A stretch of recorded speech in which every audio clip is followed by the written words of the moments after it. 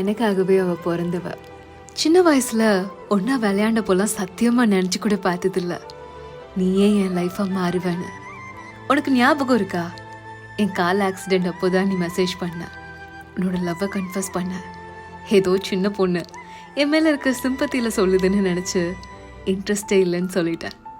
ஆனா 5 வருஷம் கழிச்சு பேசுறப்போ அப்போவும் நீ அதே காதலோடு இருந்த. I was amazed. நிச்சயமா இவ்வளோ சீரியஸாக லவ் பண்ணுறேன்னு நான் நினச்சி கூட பார்க்கல. நிறைய பேச ஆரம்பித்தோம்.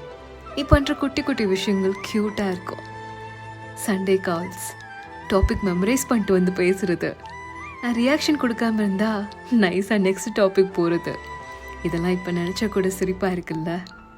லவ் ஸ்டார்ட் ஆச்சு. Elements mall, zoo trip, star gazing, movie night, birthday ஷாப்பிங்னு எல்லாமே மறக்க முடியாத மெமரிஸ் தான். நிறைய நேரங்களில் உன் எக்ஸ்பெக்டேஷனுக்கு ஏற்ற மாதிரி நடந்ததே இல்லைன்னா எல்லாத்தையும் மறப்பேன். ஆனால் கூட நீ என்னை புரிஞ்சுப்ப. உன்னை மாதிரிலாம் என்னால் லவ் பண்ண முடியுமான்னு தெரியல. ஆனால் உன்னை நல்லா பார்த்துக்கணும்னு தோணுது. மாமா பொண்ணு தானே, ஈஸியாக கல்யாணம் பண்ணிடலான்னு பார்த்தா எவ்வளோ ஸ்ட்ரகிள்ஸில் ஃபைனலி ஓகே சொல்லிட்டாங்க.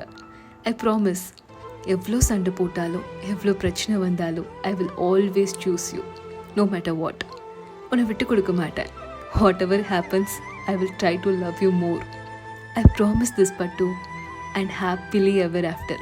நீ சொல்லுவே everything happens at the right time. Correct தான்.